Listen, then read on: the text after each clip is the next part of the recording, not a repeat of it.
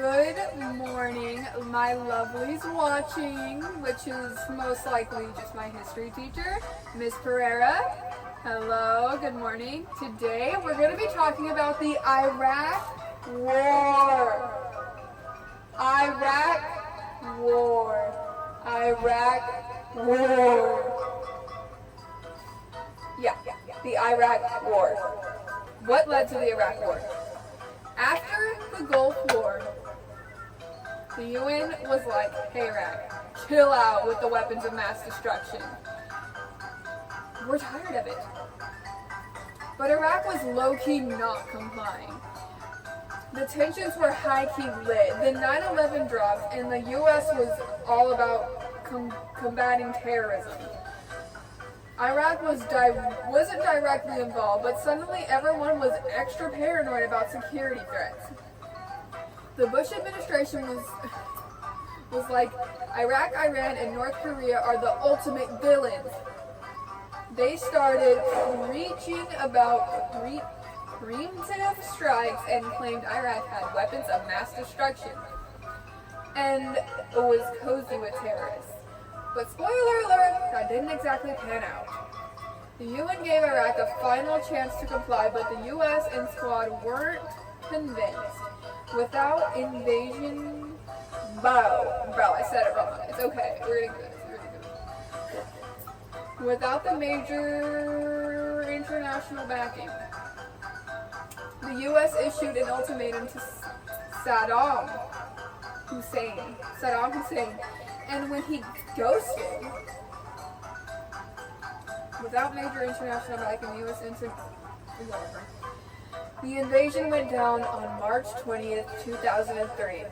The US and Britain led the charge and the Iraq War was born. But it was all about preventing weapons of mass destruction, terrorism, and regional chaos.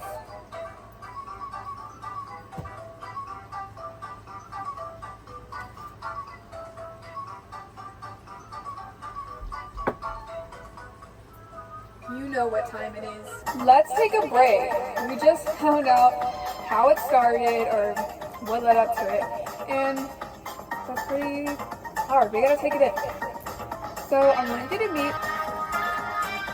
Say hi to my teacher. Say hi. She's very shy and I think she's scared of the microphone. So say hi. She don't wanna. Hello, this is my cat Puppy, and I'm not gonna use the microphone because I'm sure she'll run away scared. But her full name is Puppy Ann Morrison. Yeah, we're learning about history. The Iraq War. I'm gonna use it. What are your thoughts on the Iraq War, Puppy?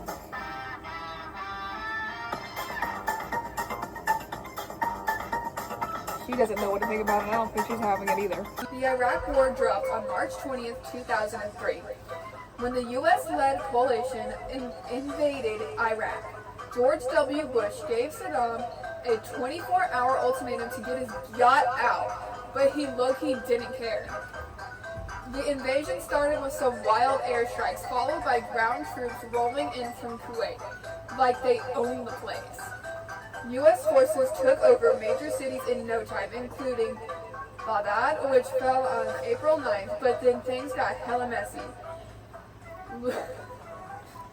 Looting and violence were popping, and the coalition provisional authority was trying to keep it together. Insurgents were low-key popping off, attacking coalition forces, Iraqi security, and civilians.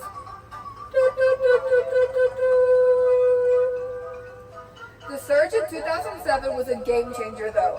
More US troops arrived and it kinda helped calm the situation. Fast forward to 2010, the US pulled out its troops, and the military officially ended its mission in Iraq on December 15, 2011. The war was a total loss. Almost 4,500 US soldiers died, around 30,000 more were wounded, and 85,000 of Iraqis got caught in the crossfire. The war's legacy still has a major impact on both countries, and it's a whole vibe. So let's get into another break. We just found out what happened during the Iraq War, and that's pretty hard to take in. So, my friend nominated me to do that ice bucket challenge, and I'm going to do it with my little brother. And I'm going to show you. Okay, so hello again. This is really random. It has nothing to do with history, but bear with me. But my friend dared me, and I thought it'd be fun to put it in the break part of the video. No. No. Okay, so stand next to me. Just stand next to me. Yes. You're gonna be okay. He's not being forced to do anything. Yes, I am. You're not. Yes, I am. Okay, so this is my little brother Elijah and my nephew Nathaniel is conducting on him. And 5, 4, 3, 2, 1.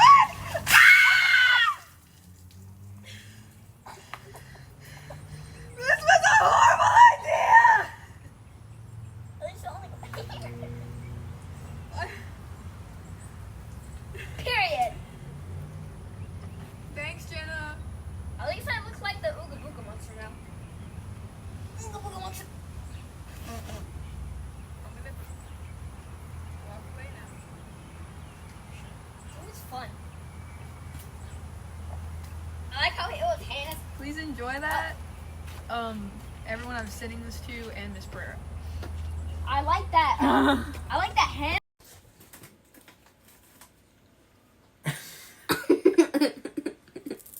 I consider it to the ice bucket challenge.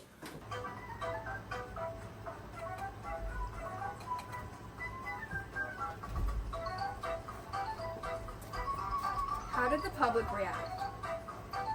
Well,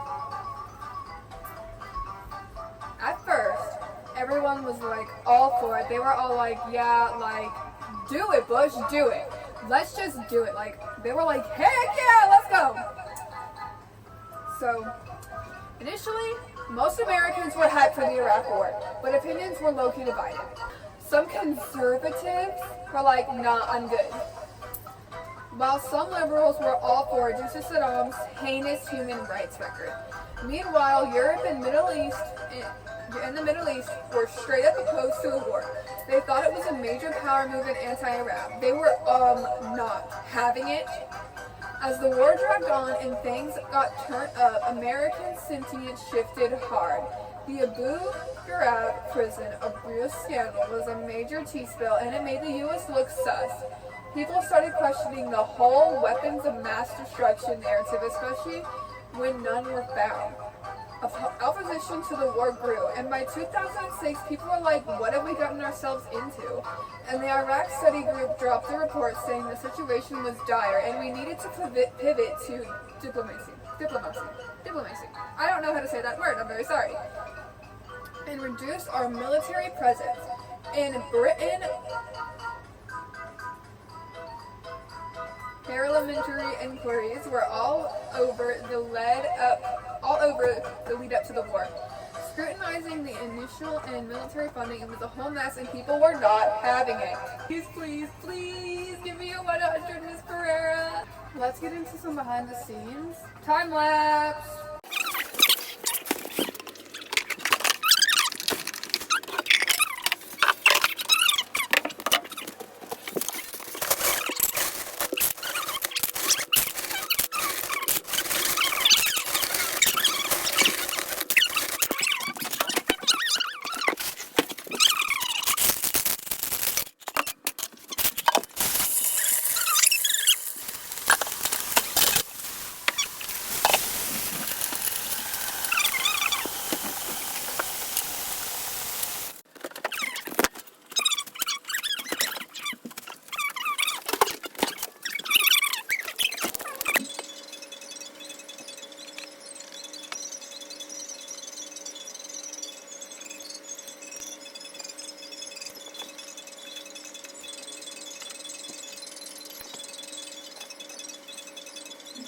Goodbye.